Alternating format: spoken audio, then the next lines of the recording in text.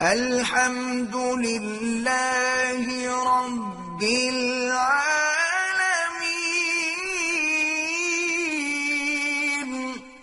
رمضان المبارک میں خاص طور پر اپنی نظر کو گناہوں سے بچائیں۔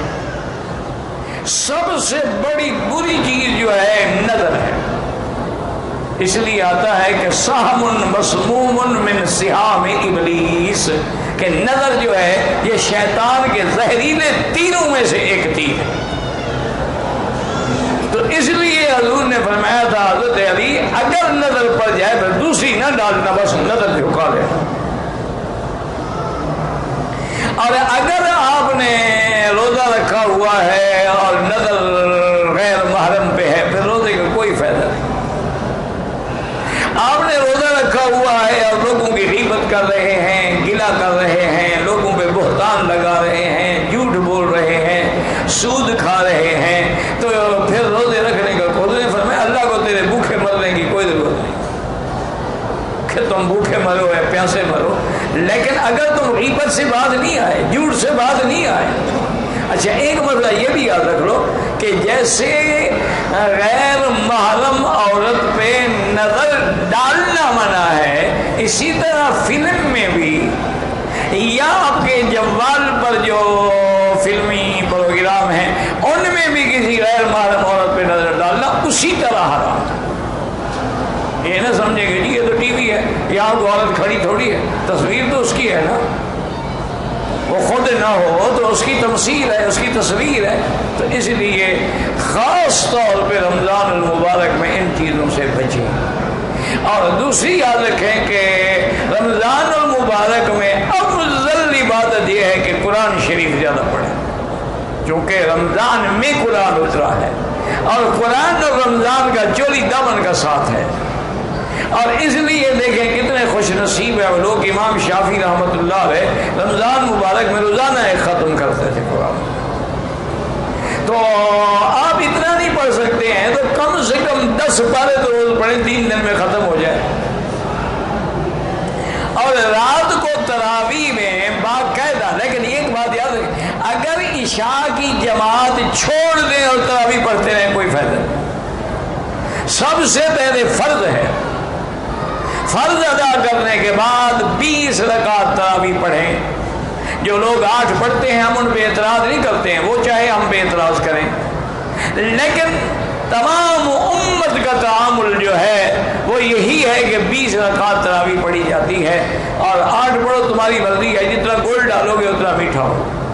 اور اگر ہم 1 منٹ کے لیے مان بھی لیں مثلا کہ 8 کی بھی ایک حدیث میں ذکر ہے، 11 کا بھی ہے اور 12 کا بھی ہے، 20 کا بھی ہے، تو ایمان سے کہیں جو آدمی 8 پڑھے گا وہ 11 والی حدیث تو رہ گئی نا، اور جو 11 پڑھے گا تو 12 والی بھی رہ گئی، اور جو 20 پڑھے گا تو سارے حدیثوں پہ عمل ہو گیا۔ 8 والی بھی آ گئی، 11 والی بھی آ گئی، 12 والی بھی آ گئی اور 20 والی بھی آ گئی۔ اور رمضان المبارک میں بھی افضل یہی ہے کہ وتر جو ہیں آپ تہجد کے بعد پڑھیں۔ جب رات کو تہجد کے لیے اٹھیں تو تہجد بھی پڑھیں، ساری بھی کریں، وتر بھی پڑھیں۔ لیکن اگر امام کے ساتھ تراویح کے بعد وتر پڑھ لیں وہ بھی جائز ہے، کوئی منع نہیں، جھگڑوں میں نہ پڑھو۔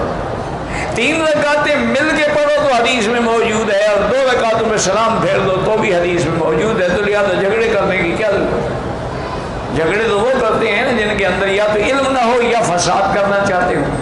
تو اس لیے اگر امام صاحب کے ساتھ پڑھ لیں کہ بھی چلو ہم ایک دعا میں بھی شریک ہو جائیں گے۔ اور دوسرا یہ ہے کہ اتنی بڑی جماعت میں ہم کھڑے ہیں، پتہ نہیں کسی کی دعا کی وجہ سے ہمارے حال پر بھی اللہ پاک رحمت فرما دے تو کوئی حرج نہیں، کوئی لڑائی جھگڑے نہ کرو۔ باقی تو ایک اصولی بات ہے نا میرا بھائی، جتنا گول ڈالو گے میٹھا ہوگا۔ ایک آدمی نے 8 رکعت پڑھی ہے اور ایک آدمی جو ہے 20 پڑھتا ہے، صاف ظاہر ہے جتنی زیادہ محنت کرے گا اتنا زیادہ اللہ اس کو اجر عطا فرمائیں گے۔ اس لیے لڑائیاں جھگڑے کسی قسم کے قطعی طور پہ نہ کریں اور رمضان کے لیے ابھی سے تیاری کریں۔ اور دوسری بات یہ ہے کہ رمضان میں جو آپ عبادت کرتے ہیں وہ 70 گنا بڑھ جاتی ہے۔ یعنی آپ نے 2 رکعت پڑھی ہے، نفل پڑھی ہے، 70 گنا، ایک طواف کیا 70 گنا بڑھ جائے گا، آپ نے 1 ریال خیرات کیا تو 70 ریال 70 گنا بڑھ جائے گا، یہاں 1 کا 1 لاکھ ہے تو 70 لاکھ گنا بڑھ جائے گا۔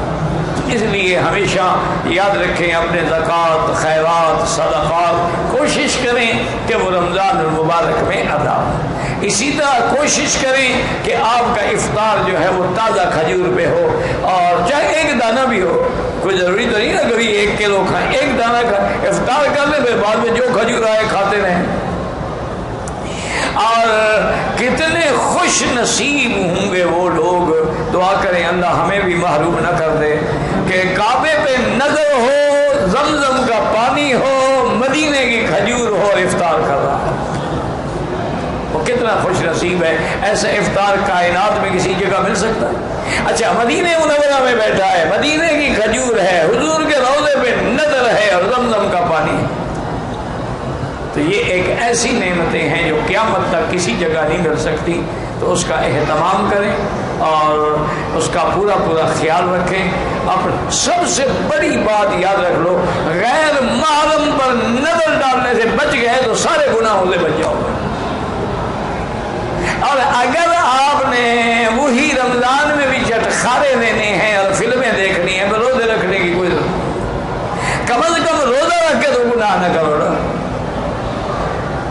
اس لیے ہمیشہ احساس کریں اللہ مرزقنا رمضان کما رزقتنا شعبان، اللہم مرزقنا صیام رمضان وقیام رمضان وثمرات رمضان وبرکات رمضان بالصحة والعفة والعافیہ برحمتک یا ارحم الراحمین۔